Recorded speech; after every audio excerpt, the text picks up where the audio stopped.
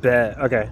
Peace. So it's Buddha back again with another video in Tampa, Florida. What's the date? It is Sunday, October 22nd, 11:53 p.m. EST. And I just came from Hackjam and DevFest at USF, right? The college in Tampa, University of South Florida. And this is my second hackathon, and it's funny because the last time I made a vlog, it was when I was at like Shell Hacks at FIU, and now I'm at this other college at this other hackathon, and I just had to share my experience because these experiences are very pivotal, and I feel like they're checkpoints on my like journey in like life, my journey into tech, my journey into like this all this stuff in general.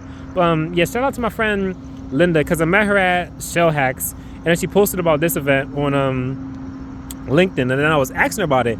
And when she first posted it, I thought it was a lot closer, but when I mapped it, it was like 4 or 5 hours. I'm like, damn, 5 hours, that's a bit like, I didn't say it, but I just like sent her the screenshot. And then she's like, well, like 5 hours, that's like nothing. And then in my head, I was thinking, yeah, what is like 5 hours in regards to like my ambitions and dreams of like initially just getting into like this industry? 5 hours is like nothing, you know? So I drove down here, when was that?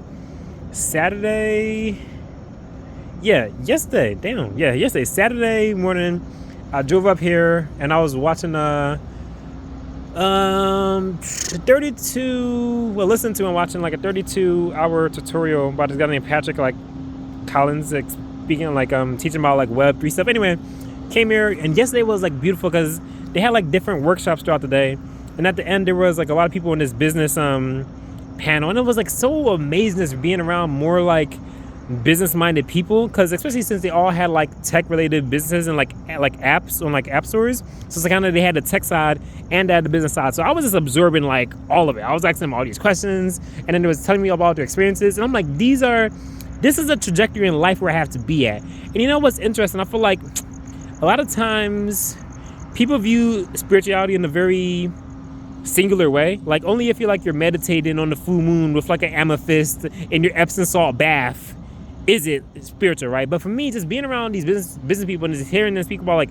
marketing and like sales and like equity and investors, to me it felt spiritual because it made my test feel light. It made me feel like I'm like closer to where I have to be, because I've been around a lot of business people the past few years, but ever since moving here, I haven't had the same like people I've been communicating with, right? So building up the business network and just like the mentality, because there was like a couple talks yesterday, and like one guy was just speaking about like the mentality you have towards things. And my other friend was speaking about like you really create your reality by what you focus on. So what you focus on is like everything. But yesterday I was like, it like made my chest so like light, and that was beautiful. And then today it was more so like Hackjam.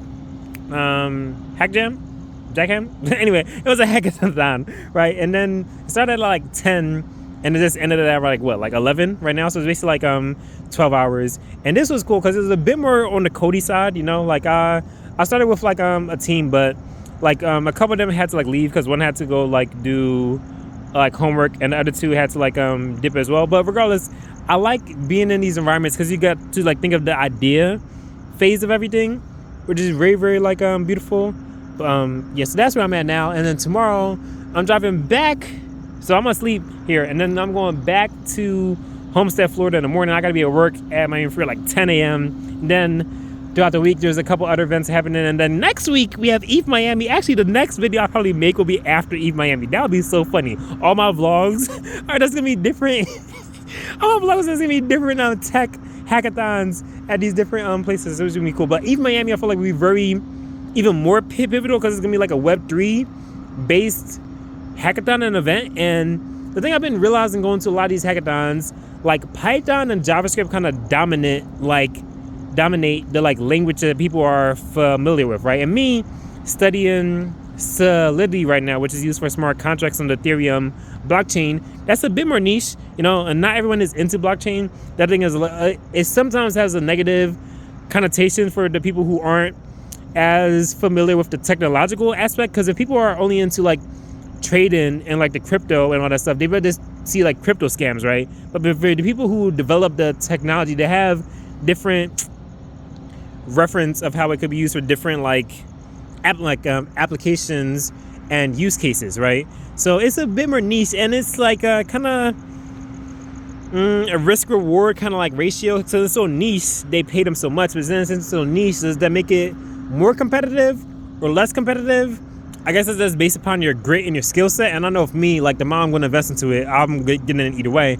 But yeah, it's interesting. But knowing like the general purpose languages is like Python and like JavaScript, which is like what everyone uses, it definitely makes things a lot more seamless and a lot more easy. So I'm going to invest a bit more time to like study those, because of course me developing and like coding on my own is fine, but at the end of the day, I will have to be able to contribute to either like a community or like a corporation, either or. So knowing the languages that other people use and being able to like speak to them is very important. It's funny because I said the same thing like at like Shell Hacks, but it's like going to another hackathon and seeing kind of like a similar experience, like slightly different, but very, very similar experience. It's very profound. And I actually wanted to speak about my road trip, bro. Like, I'll be like living life and I'll be forgetting. I just document my life because I feel like my life is actually pretty interesting, honestly. You know what's funny? When I was young, I would look at people, oh my God, they have such like an interesting life. I wish I could be like them. And I feel like in my life, I feel like I'm looking at, like, I don't share as much as like what I do all the time, but I'm the type of person I used to watch, which I'm very proud to say. But anyway, last month, my friend Amani, she came to Florida, and then I was showing around like Florida, like the different farms and like homestead and all that stuff, like where all the nature and like the fruit trees are at, right? And that was cool. Then we went to a couple like we went to a couple tech events, right? We went to like a tech soiree, then we went to like this co-working space. After that, we went to like Georgia. I hung out with my friend on like their like they have like 5 acres and they just started to fertilize their trees. So we went to that. Then we were just gonna stop by in like Atlanta to say hi to my friend Nick and Bo. But once they found out that we were going to Wisconsin, they like, for this foraging event, it's like, okay, we really gotta go. So they got my car. Then this guy named Robin Greenfield, he's famous for foraging all of his own food for like a year in South Florida. So he was having a forage event in like Wisconsin. So we went to Wisconsin. We were there for like 3 days, 3 nights in like the tent in nature. And like, it's so amazing the amount of things you can forage in nature. It's kind of like crazy to me, especially coming from the city. And like, even it's so far up north, the fact that you could forage that stuff all the way in Wisconsin was amazing. Then after that, we went to Chicago and hung out with a friend Anetcha, and she was definitely like one of like the biggest highlights, because she's very adamant on the fruit and the raw stuff. And like, I gotta post more videos about that, because I feel like now a lot of times when people see me, I'm talking about like either tech or business stuff, like usually, which makes sense. But for those of you who know me, know that like health and fruit and like that type of stuff, like veganism, fruitarianism, farming, permaculture, like all of that stuff is very like pertinent to me. So I gotta post more videos of that. But for this chapter or this scene in my life is mainly like tech and business stuff. But and then after that, after we left Chicago, I actually ended up staying there like a couple days longer than I thought. But after we left Chicago, I drove my friend Nick and Bo back to Atlanta, dropped there. Then I hung out with my other friends in Moultrie, Georgia. Then I came back to Florida last Friday. I don't even know, bro. My timeline, son, if I tell you my timeline is crazy right now, I can't even explain it. But yeah, and now headed back to Homestead tomorrow. But it's so cool just being around with tech people. But then again, I got to make a balance, because in Philadelphia, I was studying a lot of this stuff on my own, on my free time. And I still study this stuff on my free time regardless, because I actually like it, like it actually interests me. But now I'm networking a lot, which is amazing. But I have to do better at studying as well. All it's about to end in like a couple seconds. But much love, much light, much gratitude for sharing your time and energy with me. I love you all, and thank you. Peace.